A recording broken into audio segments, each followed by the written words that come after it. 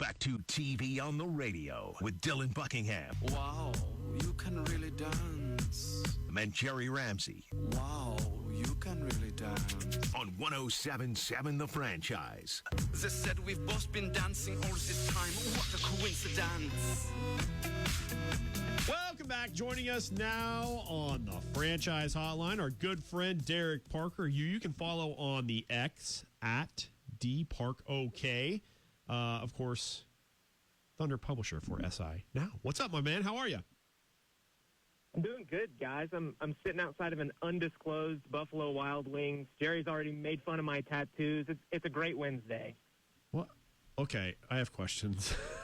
I hate that we're doing this, but why did you make fun of his tattoos? I mean, he's coming on the air with us, so I just wanted to make sure they cover it, because this is a business conversation. You've already screwed it up by going sideways right now, but this is a business conversation. I just want to make sure, whenever you conduct business, if you happen to be one of those hippies that have the tattoos all over the place because you're cool and hip, like, you cover up your tattoos because you're, discussing No business. one can see him.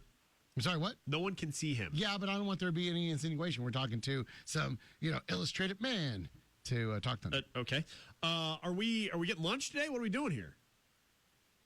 I'm on top secret business right now. I can't disclose it now. Maybe in a few weeks, maybe in a month, I'll be able to. But as of right now, I can't disclose why I'm sitting outside of this B-Dubs. All right. I like this. This is fun. International man of mystery is what Derek Parker is. I'll agree with that. Yeah, that's good stuff. All right. So let's start with this. I mean, last night, just thoughts on the game. I mean, I feel like Jerry and I kind of got into it a little bit earlier. Like, I think for the most part, this team has little tiny stretches where they don't play completely focused. But other than that, though, I'd say, like, if you really want to fundamentally talk about where they struggle at some spots, it's like point of attack defense. Other than that, pretty great, right? Yeah, I mean, like you said, they have these stretches where they lose focus. But I think in the grand scheme of things, like, you think back to the teams with Paul George, Russell Westbrook, even the Westbrook and Kevin Durant-led teams, those ones played with their food a lot more than this one does. So, yeah, I mean, sure, the third quarter gets a little out of hand. They recalibrate, they refocus, and go and get the win. I think in terms of just the grand scheme of things, this team doesn't have issues playing down to their opponents. Those other ones certainly did, so not anything to worry about. They went and got the dub. That's all you can ask for. Oh, the lineup the Philadelphia put out there was pretty gross, including two Thunder legends in Reggie Jackson and Kelly Oubre. But like you said, there was a minimal amount to playing with their food, although Philadelphia, I mean, hell, they're NBA players on the other side there. They did cut it with them four, but put it together. Shea absolutely had it going. Just talk about the laser focus that Shea had. Yeah, I mean, we know what Shea is at this point. He's cruising towards being a top 2 NBA MVP finisher again. But this was the night where, I mean, I think he historically had the best start of his career, 10 for 10 from the field. He goes and finishes with a typical stat line for him. He even got to play some in the fourth quarter. That's been seldomly seen in the last few weeks. But, yeah, I mean, he was on it from the get-go. He was phenomenal.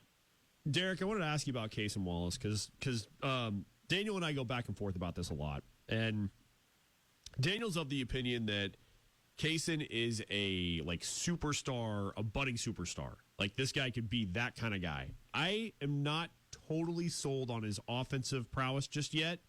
I do think he can be a star defensively. Where do you rank with Cason and what his future looks like in the league? And it might not be in Oklahoma City. I readily admit that. Well, what does Daniel Bell not go back and forth on, first off? I mean, this guy, he was born to argue. Secondly, I hate to agree with him. I, pre-draft and through the entire draft process, was really high on Cason. He's done nothing so far in his career to sway me away from that. I think defensively, you know what you're getting. Like you said, Dylan, he's going to be a star. I mean, he's got the wingspan. He's got the instincts. Everything he does on the defensive side of the ball screams star. And then offense, he's able to moonlight as a point guard. He can play that shooting guard role. They essentially play him at the 3 sometimes. I understand that it's probably not as flashy as everybody else wants it to be, but we're talking about a kid who's still 20 years old, still developing. He's got a decent enough handle that he's going to be able to handle the rock. He can shoot it. He can score inside. He's got the length to finish over people. I don't think we've seen the finished product of Cason Wallace. And, yeah, he might not be able to develop into that full-on star here in Oklahoma City, But if you're getting that impact anyways, what does it matter? I think he's great. I think he's going to be a stud. Talking to Derek Parker, of course, the editor of Thunder SI, does a great job, him and his crew out there. How excited were you, or how excited for Thunder fans are you to see Chet taking a couple shots on the court? No, he's not coming back for this double slate on Thursday and Friday, but it feels like it's pretty close, doesn't it? Yeah, I mean, there's certainly been no setbacks. It would appear he's traveling with the team. He's getting some shots up. He's playing some ghost defense on Kenrich Williams before the game. It seems like the calm before the storm in terms of him getting back on the court, re-assimilating himself with this roster, which is really exciting because, I mean, we've seen these matchups against Boston and Cleveland and even New York where he's really been needed, even though they've won some of those and played those tightly contested. He's such a DNA-changing piece to this offense and the defense that, I mean, it's exciting for really just NBA fans in general to get one of the star players in the league back. I know this year hasn't been what I think a lot of Thunder fans expected out of Alex Caruso. I give him a benefit of a doubt with the injury situation. What have you made about his integration into this team and how he's played so far, and where do you feel like that's going down the stretch? Yeah, I think, I mean, there's just a lot going on with Caruso in general. He wasn't exactly the picture of health when they got him. I mean, everyone knew this. He hasn't played, I think, more than 60 games in a season in the last several. So that's continued to be an issue this year. But when he's on court, even with the down offensive year that he's having so far, he makes an impact. His defense is incredible. He is at the top of defensive metrics all the time.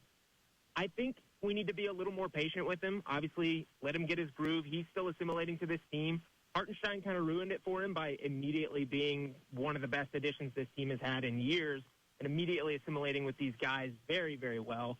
But, I mean, Caruso, offensively, he's going to find that shot. You know, this is not a player who has shot 32% from three for his career. This is a guy who can get buckets, I mean, all over the court. So I would give him some time. Defensively, he's shown what everyone wants to see. He just needs to stay on court and keep kind of figuring it out with this core. Honestly, Derek, I mean, just in, you know, you sound so good. You do. You sound so professional. But haven't these last couple of games sucked? I mean, just Philadelphia sucked. New York sucked. The Wizards, they suck. So the game sucked. Like, this has been a lot of sucking. They're playing 2 games now against Cleveland, which is going to be a sequel to one of the better games played in the NBA this season. And then they get a Dallas team, and I don't know who's going to be healthy. I don't know if Kyrie is I think he's up to speed. I know Doncic is pretty far away. But Dallas is a team where it wasn't Kyrie or Luka that gave them a problem. Back-to-back nights with some good competition. I think it's time for the Thunder to fire back up and give us some good games, don't you? Yeah, I mean, I think I'm tired personally of the long and drawn-out college football playoff, so I'm inclined to watch the Wizards on a Tuesday night. I mean, can we say that we're over the college football playoffs at this point? You're going to be mad whoever hoists the trophy. Quit watching. Don't watch. It doesn't matter. Watch the Wizards. I heard, here, you want me to start something like to do with the NBA? I heard ratings were down. Yeah, I heard they had a tough time getting people to watch. I mean, there's no metrics to prove that, but I'm just going to say it because that's what you do whenever you want to take a shot at a product.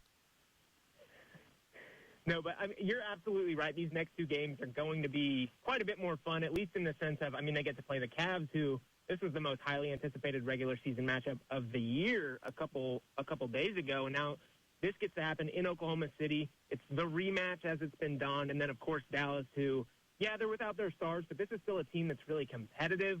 It's a team that sent OKC home last year. So, I mean, these are going to be really fun games for sure. Derek, why are NBA ratings down? See? I don't know. I mean, I think there's a myriad of options. I'm kidding. I really don't know. Like, I assume that, like, people are saying that they are, and if guys are getting asked about it, then I assume that that's Let me tell you something I've learned in Oklahoma City about ratings. Like, people can make numbers look the way they want, any way they want it. Yeah, you can do it with anything. The truth is, like, that, you know, somebody, I don't know who, do you hate three-pointers, Derek? How about this? Honestly, some of the reasons you hear that the NBA is down, they're too woke, the three-pointers, just, you know, they're not putting the right teams on TV. Is there anything that's, like, legitimate about what these people are saying? I don't think so, and I'm completely biased here because I just love the game of basketball. I think it's fun regardless. Like, I genuinely could sit down on Monday and watch the Wizards and the Brooklyn Nets play for 2 hours and have absolutely no qualms with that. So I don't know what people are talking about. I think they like to complain, and I think when their football team loses, they shift their focus to basketball and complain about that. People are miserable. I've learned that. That's taken me a long time to learn it, but most folks are miserable, and I'm sad about that. But either way, I will say this. I do think the NBA jacked up a little bit at the schedule. I mean, and not to pander to the audience here, but you had a team in the West last year in Oklahoma City, and they should have been playing on Christmas. And I get it. The NBA is a star-driven league. You're going to put Wemby out there. Duh. But at the same time, like, not sticking Boston and OKC on a national window aside from NBA TV to me is wrong. Like, they have to know better. And I think some of the stuff that they've done has kind of pointed to the fact that, hey, we didn't do our best job to market it this way to you guys to show what this league has to offer aside from aging stars. Because again, you look at the numbers, apparently the first iteration of Cleveland, Oklahoma City was really, really well received. And I think the NBA didn't help Oklahoma City out in that sense. Yeah, I think there's certainly some ancillary issues there. I think the on-court product is great, genuinely. Three-pointers be danged. I don't think that has anything to do with it. I think when people sit down and actually watch basketball, they're typically having a good time. But obviously in like a marketing sense and other things like that, yeah, the league could be helping its small markets out more. It could just be doing a better job with the scheduling in general. I fully agree. All right, so Cleveland and Oklahoma City is sequel. We've had this conversation. I'm going to throw this at you. I mean, is there a sequel that's as good or better than the original? I mean, there is for Thunder fans, considering their team lost last time. But I don't know. I mean, the first game was so good. I think both of these teams are fully capable of replicating that. But that's not always how it shakes out. One team might have the edge in the upcoming bout and could have a 10 to 15-point win. You just never know with things like this. Derek, who do you think in the finals, whenever it's all said and done with this season? I think the Thunder will come out of the West. I do believe that. I just think the West is, as a whole, not as consistent as the Thunder are right now. 6.5-game lead over number 2. I mean, that is nothing to scoff at. I think they have the best on-paper roster. I think they're playing the best basketball right now. Thunder out of the West, that's my official prediction. The East is trickier. I mean, the Cavs are doing the dang thing right now, but they don't necessarily have the experience. Boston looks a little worse than last year, but, I mean, they've been there, done that. They still have a ridiculously good roster. I'll take the Celtics for now, but the Cavs are one to watch for sure. And then you do a really good job of doing draft stuff. Can you kind of give Thunder fans an update on what the offseason's going to look like? And they're getting Cooper Flag, right? Some of these other teams picks that they have their hand in. Are they going to convey all that good stuff? Well, in all his infinite wisdom, Sam Presti has done it again because everyone was thinking of it's going to be the Clippers pick that the Thunder get. It's going to be Cooper Flag. Well, the Clippers are good. And then they're going to get the Rockets pick then. And then the Rockets are good. But lo and behold, they have a third option, secret option number 3. The Philadelphia 76ers, yours truly that you just saw last night, are projected to get the 7th overall pick right now. And guess what? That's top 7 protected. So as long as it lands outside of that, which it statistically should, the Thunder are going to have another top 10 or lottery pick. So the 2025 class is shaping up to be a really, really good one. You've got the studs at the top that you've obviously heard of in Cooper Flag, Dylan Harper, Ace Bailey, Kasparis Jakučionis. But there's also a myriad of upperclassmen and really, really good other freshmen kind of hovering around that lottery area that Sam Presti's probably going to be salivating to get his hands on. There you go. There you go. Look, yeah. And, find your excellent work there. Your YouTube page, too, is pretty good. What's your YouTube page? Yeah, it's Derek-Parker. And I should have a video coming out later this week on there.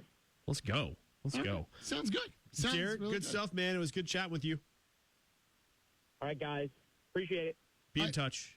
Enjoy your Buffalo Wild Wings. We didn't ask him what sauce he went with.